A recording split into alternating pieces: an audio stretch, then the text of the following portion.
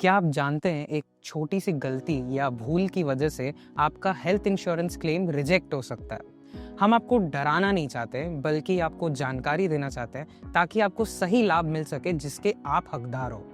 आज मैं कुछ जरूरी सुझाव शेयर करने जा रहा हूं जो आपको अपने हेल्थ इंश्योरेंस क्लेम को सही ढंग से और बिना कोई परेशानी से आगे बढ़ाने में मदद करेंगे। तो नमस्ते दोस्तों, स्टार हेल्थ इंश्योरेंस के यूट्यूब चैनल पे आपका स्वागत है। और आज के वीडियो में हम कुछ इंपॉर्टेंट बातों के बारे में चर्चा करेंगे जिनके बारे में आपको पता होना चाहिए ताकि आपका हेल्थ इंश्योरेंस क्लेम रिजेक्ट ना हो। ठीक है, तो चलिए शुरू करते हैं। सबसे पहले अपनी पॉलिसी के बारे में पूरी जानकारी ले। सुनने में ये बात बड़ा आसान सा लगता है, लेकिन आपको हैरानी होगी कि कितने लोगों को इस बात की पूरी जानकारी नहीं होती है कि उनके पॉलिसी में क्या क्या कवर होता है। जैसे कि आपके पास पीईडी के लिए कवरेज वाली पॉलिसी है, लेकिन आप वेटिंग पीरियड चेक करना भूल गए। अगर आप वेटिंग पीरियड खत्म होने से पहले उस बीमारी से जुड़ी किसी भी चीज के लिए क्लेम करते हैं तो आपका क्लेम पूरी तरीके से रिजेक्ट हो जाएगा। इसलिए अपने पॉलिसी के डॉक्यूमेंट्स को ध्यान से पढ़ें और अगर कुछ समझ नहीं आए तो अपने इंश्योरर से जरूर पूछिए। यहाँ एक और जरूरी बात है कि आपको ध्यान रखना है, पॉलिसी की हर छोटी बड़ी डिटेल को ध्यान से समझना होगा आपको, जैसे कि mid term inclusion, pre existing disease और सम इंश्योर्ड। ये सभी ऐसे फैक्टर्स है जो आपके लिए सही हेल्थ इंश्योरेंस पॉलिसी चुनने में मदद करेंगे। इसलिए इंश्योरेंस लेने से पहले इन सभी पॉइंट्स को अच्छे से जांचना और समझना जरूरी है ताकि आप इन्फॉर्म डिसीजन ले सके। इसलिए अपने पॉलिसी डॉक्यूमेंट्स के हर पेज को पढ़ने के लिए समय निकालें। अगर कुछ भी समझ नहीं आता है तो अपने इंश्योरर से बेझिझक होकर पूछिए। ये सब डिटेल्स क्लियर करना उनका काम है। नंबर 2, अपने सभी डॉक्यूमेंट्स सही ढंग से रखें। जरा सोचिए, आपकी अभी अभी सर्जरी हुई है और आप पहले से ही परेशान हैं। ऐसे में आखिरी चीज जो आप नहीं चाहेंगे वो है रसीदों और मेडिकल रिकॉर्ड्स के लिए इधर उधर भटकना। इसके बजाय सभी डॉक्यूमेंट्स एक जगह पर संभाल के रखें, जैसे अस्पताल के बिल, ट्रीटमेंट रिकॉर्ड्स, प्रेस्क्रिप्शंस, ताकि आपको किसी भी तरह से कोई दिक्कत ना हो। ये सिर्फ आपके लिए सुविधाजनक नहीं बल्कि इंश्योरेंस कंपनी के लिए भी आपके क्लेम को जल्दी और आसानी से प्रोसेस करने में मदद करता है। इस तरह आप बिना किसी एक्स्ट्रा टेंशन से अपनी रिकवरी पर फोकस कर सकते हैं।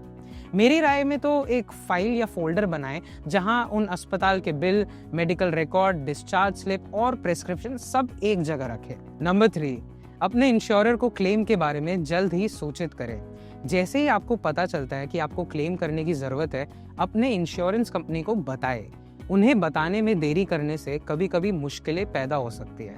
जैसे कि अगर आपने इमरजेंसी सर्जरी करवाया हो और आपने इंश्योरर को सूचित नहीं किया हो तो इंश्योरर देरी पर सवाल उठा सकता है जो आपके क्लेम पर असर डाल सकता है। साथ ही कई पॉलिसीज के लिए आपको ट्रीटमेंट या घटना के बाद कुछ ही दिनों के अंदर में इंश्योरर को बताना जरूरी होता है। अगर आप इस समय में कोई गलती कर देते हैं तो आपका क्लेम रिजेक्ट हो सकता है या क्लेम मिलने में देरी भी हो सकती है। देरी करने से इंश्योरर ये मान सकता है कि इमरजेंसी ट्रीटमेंट की जरूरत थी भी या नहीं। इसलिए अगली बार जब भी आप किसी स्थिति का सामना करें जहां आपको क्लेम डालने की जरूरत हो तो याद रखें, आपके इंश्योरर को तुरंत सूचित करना बहुत जरूरी है। नंबर 4, क्लेम के प्रोसेस को ध्यान से पालन करें। हर इंश्योरेंस कंपनी के पास क्लेम के लिए अपना अलग प्रोसेस होता है। इसमें फॉर्म भरना, डॉक्यूमेंट्स जमा करना और कभी कभी मेडिकल प्रैक्टिशनर से अप्रूवल भी लेना हो सकता है। अपने इंश्योरर द्वारा बताए गए हर स्टेप का पालन करें। एक भी स्टेप छूटने से आपको क्लेम मिलने में देरी हो सकती है या क्लेम मना भी किया जा सकता है। नंबर 5, अपने बिल की दोबारा से जांच करें। अस्पताल और क्लिनिक कभी कभी बिलिंग में गलतियां कर सकते हैं। अपने इंश्योरर के पास जमा करने से पहले अपने बिल को ठीक से पढ़िए और दोबारा से देखिए कि कोई एरर तो नहीं। जैसे कि हो सकता है कि आपको ऐसी सर्विस के लिए बिल भेजा जाए जो आपने कभी ली ही नहीं हो। अपने बिल का ध्यान से रिव्यू करने के लिए कुछ समय निकालें और तय करें कि सब कुछ आपके ट्रीटमेंट रिकॉर्ड से मेल खाता है कि नहीं। इससे भविष्य में होने वाले परेशानियों से बचाया जा सकता है। नंबर 6, अपनी पॉलिसी एक्सक्लूजन को सही ढंग से समझें। हर पॉलिसी में कुछ ऐसी चीजें होती है जो कवर नहीं होती है, जैसे कि कुछ पॉलिसी में नेटवर्क के बाहर इलेक्टिव प्रोसीजर या ट्रीटमेंट कवर नहीं किया जाता है। इन बातों के चलते आपको क्लेम फाइल करते टाइम पे थोड़ी दिक्कत आ सकती है। मान लीजिए कि आपके पास एक ऐसी पॉलिसी है जहां कॉस्मेटिक सर्जरी को कवर नहीं किया जाएगा। अगर आप ऐसा प्रोसीजर करवाते हैं जिसे कॉस्मेटिक माना जाता है, तो हो सकता है कि आपको खुद ही खर्चा उठाना पड़े। इस बारे में पूरी जानकारी रखने से आपको बेहतर प्लानिंग में मदद मिल सकती है।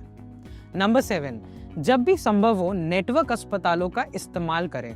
अक्सर हेल्थ इंश्योरेंस पॉलिसी में कुछ हॉस्पिटल्स नेटवर्क में होते हैं जहां उनका टाई अप रहेगा। अगर आप इन अस्पतालों में इलाज करवाते हैं तो आपका क्लेम प्रोसेस अक्सर ये आसान और जल्दी तरीके से हो सकता है। गैर नेटवर्क अस्पतालों में ज़्यादा पेपर वर्क और लंबा प्रोसेसिंग टाइम भी लग सकता है। और आखिरकार अपने क्लेम एप्लीकेशन पर ध्यान रखें, आपके द्वारा सबमिट किया गया सभी डॉक्यूमेंट्स की कॉपी रखें और अपने क्लेम का रेफरेंस नंबर जरूर नोट करके रखें। इस तरह अगर आप अपने क्लेम की स्टेटस देखना चाहते हैं तो आप इंश्योरर के पास जाकर अपना रेफरेंस नंबर दे सकते हैं। अगर आपको ये वीडियो अच्छी लगी तो लाइक करना ना भूलें, अपने दोस्त और फैमिली मेंबर्स को शेयर करिए और स्टार हेल्थ इंश्योरेंस को सब्सक्राइब करें।